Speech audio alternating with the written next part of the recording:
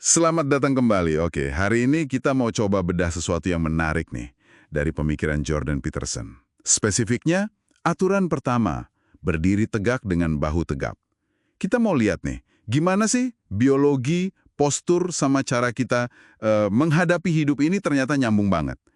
Siap dengar soal lobster dan hubungannya sama cara Anda berdiri? Siap! Ini memang menarik banget ya. Gimana mekanisme biologis purba yang udah ratusan juta tahun itu ternyata masih relevan banget secara psikologis buat kita sekarang. Sesuatu yang kelihatannya sepele kayak cara kita berdiri aja, ternyata akarnya dalam gitu. Kepercayaan diri, cara kita hadapi dunia, semua terkait. Kita mulai dari yang agak unik nih, lobster. Jadi sumber, Anda bilang kalau lobster itu punya semacam hierarki sosial gitu ya? Betul, mereka itu kayak saling uji lah. Siapa yang menang, dia dapat tempat yang enak, wilayah terbaik. Nah, yang kalah? Yang kalah ya cenderung menghindar. Ini mirip kan sama prinsip distribusi di alam, kadang disebut prinsip Matius itu. Yang udah punya bakal dapat lebih banyak lagi. Oh, oke. Terus hubungannya sama kita sama manusia apa nih? Kenapa ini penting buat Anda? Nah, ini dia kaitannya. Ada hubungan biologis langsung. Sistem saraf kita ini punya semacam kalkulator purba gitu. Dia terus-terusan ngitung status kita di lingkungan sosial. Kalau sistem ini ngerasa status kita tinggi, dia bakal memicu lebih banyak serotonin.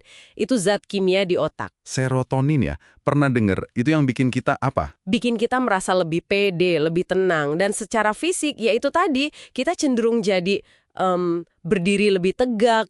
Oh, jadi bukan cuma soal kelihatan pede, tapi emang ada dorongan kimiawi di baliknya ya? Kalau gitu, kalau serotonin mendorong kita tegak pas kita menang, gimana kalau kita milih buat bungkuk? Itu kayak ngelawan sinyal biologis kita dong. Pertanyaan bagus itu. Membungkuk, apalagi kalau nggak ada alasan fisik ya, bisa jadi itu nunjukin kita merasa status kita rendah. Atau lagi stres, nggak pasti gitu. Status rendah itu nurunin serotonin. Akibatnya ya cemas, waspada berlebihan, terus posturnya jadi ya membungkuk, mau menghindar gitu. Jadi beneran nyambung ya antara postur sama kimia otak kita? Bukan cuma kiasan atau nasihat motivasi biasa? Iya, ini terhubung langsung sama neurokimia kita. Dan ini nggak cuma soal status sosial aja kan? Tapi juga soal gimana kita ngadepin hidup secara umum. Tadi disebut soal keteraturan sama kekacauan. Bisa dijelasin dikit? Iya, keteraturan itu ibaratnya struktur hal-hal yang udah kita kenal, yang udah mapan. Kalau kekacauan, itu ya hal-hal yang nggak terduga, wilayah baru yang belum kita jelajahi, tempat munculnya potensi baru tapi juga bahaya. Terus, postur tegak hubungannya sama dua hal ini gimana? Nah, berdiri tegak dengan bahu tegap itu bisa dilihat kayak sikap siap menghadapi keduanya. Siap menjaga keteraturan yang ada, tapi juga cukup berani buat hadapin kekacauan yang pasti datang. Itu sinyal kalau kita mau terlibat sama realitas sepenuhnya, yang enak maupun yang susah gitu. Wah, dalam juga ya maknanya ya. Berarti ini ada kaitannya juga sama perkembangan diri kita dong? Bukan cuma soal perasaan sesaat? Tepat sekali. Sumbernya nyebut ada penelitian yang nunjukin kalau kita secara sukarela menghadapi situasi baru atau menantang, itu bisa mengaktifkan gen tertentu di sistem saraf pusat kita. Bukan gen baru ya, tapi gen yang udah ada jadi aktif. Ini bantu bangun struktur otak baru, koneksi baru. Jadi kalau kita menghindar terus, tetap bungkuk gitu.